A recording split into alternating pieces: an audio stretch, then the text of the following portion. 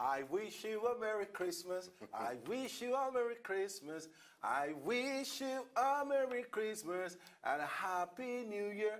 No, I'm really very sorry. We have to take that song again. No. We wish you a Merry Christmas. We wish you a Merry Christmas. We wish you a Merry Christmas and a Happy New Year. Nigeria is not about one person, it's about everyone. So if you think there is a high in we or a we in high, you may be wrong, but you will be very correct to say there is no high in we. We're all Nigerians and we love this country. We're passionate about the success of this country and we want Nigeria to survive. And I believe very strongly that Nigeria is going to survive.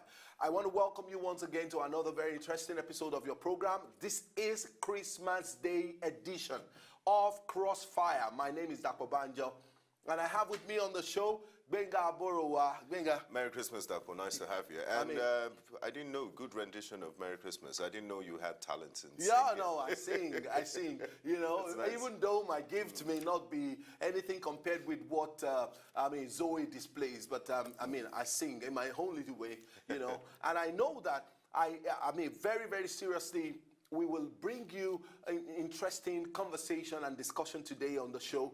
And I have no doubt in my heart that every Nigerian will benefit and will take a Christmas gift from us as we go on the show. We want to say a very good morning to you once again, and we want to wish you a very, very, very merry, happy Christmas. And before we go on, so that we don't lose sight of it, we need you to be sensitive to your environment, and we need you to be very careful on the road. The roads are free now, so there's every possibility that all Lagosians and Nigerians just want to quickly get to where they're going, and then in the process, they throw caution to the wind. And so please, in the midst of your jollification and your celebration, kindly be very careful that you are safe. Safety is first. I'd also like to appeal to Nigerians in the spirit of Christmas. A lot of people marry and drink. Please drink responsibly and don't drink and drive. Yes. Oh, okay. Maybe I'm going to say don't drink at all. If you have to do it in the confines of your house, because there's every possibility that, because you have a lot of friends around while you're drinking, the possibility is that you are changing bottles and bottles and bottles, and you really don't know how much that you have consumed. As usual, on this show, we will be bringing you a couple of issues, especially stories that are making headlines, and then we'll be treating a topic that is very sensitive. I keep wondering, how come every December the Nigerian government always have a surprise package? If it's not a pump price hike, if it's not petrol scarcity, but this time around is based on a topic that we'll be treating today, and that is the new tariff on electricity. Praise the Lord that the government of Nigeria just never disappoints us. The new tariff or stable electricity, which one comes first? The new tariff or stable electricity, which one comes first? Electricity consumers in Nigeria are to pay more from January next year as the National Electric Regulatory Commission, NERC, has concluded plans to review upwards power tariffs in the country. This is in line with the new thinking of the federal government to have this sector privatized to attract investors to shore up its capacity for the benefit of consumers. Although no figure has been released, but NERC's commissioner in charge of government and consumer affairs, Dr. Abba Ibrahim, who spoke in Lagos on Monday, said the review of the existing tariff has become necessary in view of the country's failure to attain the target set in 2008 under the Multi-Year Tariff Order, MYTO.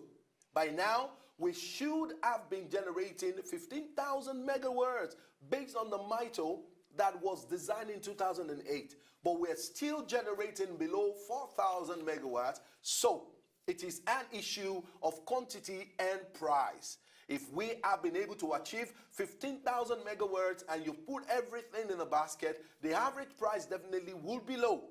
But we have not achieved that. This is why we are doing major review, because the target in terms of the quantity of the volume of the power not being attained. So there is going to be a major review based on every reasonable projection, Ibrahim said. He said the country was no longer targeting 15 megawatt because such target was not realizable. Because, based on the reality on the ground, he noted that the 5,000 megawatt target set by December this year by the Minister of Power, Professor Bert Nagy, was realistic and reasonable. We have in the past people claiming to bring in 15,000 megawatts in 2007. But the question in the minds of Nigerians today, where is it? Is it realistic? Are we telling the people the truth? But there are correct signals that are being sent out that he had it. Now, we'll be coming back to this very interesting topic that we'll be treating today. Okay. But you know, it's quite unfortunate that most government policies seem to be targeted towards making life difficult for the average Nigerian. There's going to be a trickle-down effect. It's going to lead to inflation. You already know the Naira is weakening. So Nigerians, tighten your belts and brace yourself for a very tough 2015 ahead. Seriously, I'm actually particularly fed up of these surprises. You know, that the Nigerian government today, yes, you know, bring about. Seriously, you know, I keep thinking, how come that Nigerians just wouldn't have respite? All over the years, during the military rule, now we have democracy, and I expect that by now things should be getting stable. Like it's done in other countries. There's an upward progression in as the years move on.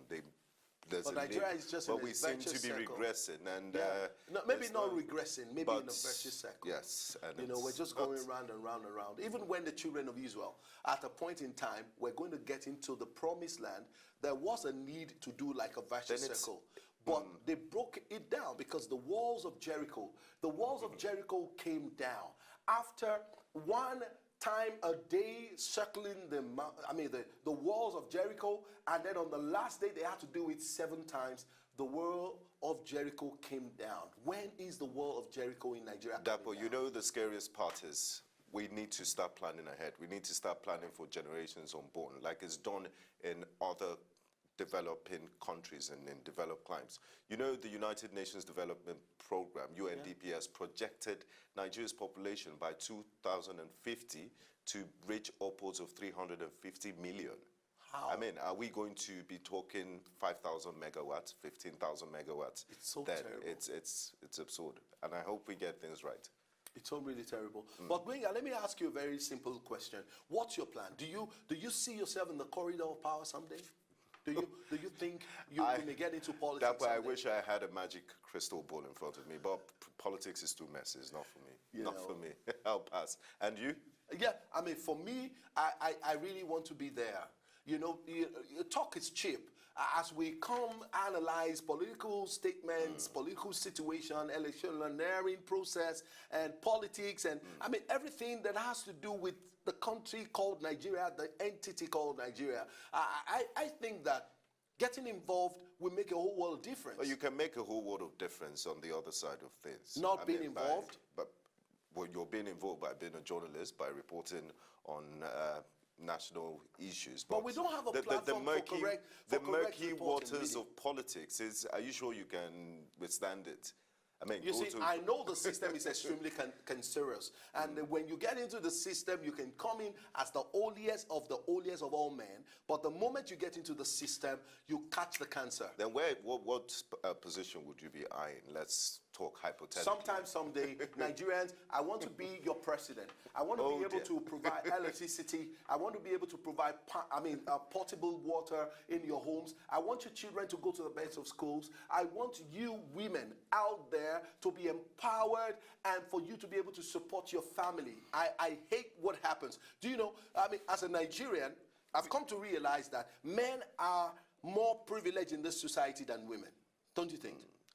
But things are changing, and you have to give kudos to the government of the administration of President Goodluck Jonathan. Women have been involved, and they play a significant role. They hold key positions in this administration. You can't talk about the Goodluck Jonathan administration without mentioning names like the Security and Exchanges DG, Ms. Aroma Ote, Mrs. Diziani Madueke, the Petroleum Minister, and of course, don't you think the women famous really failed? Don't you, in the political arena, in the political arena, Benga, don't you think women has really failed us? The men won't give them a chance, and the few women that have had the chance to be in a position, they've done quite well for themselves. Quite well? I believe so. You think, judging by the circumstances. You think Stella did well? You know, Nigeria Nigeria is a peculiar situation.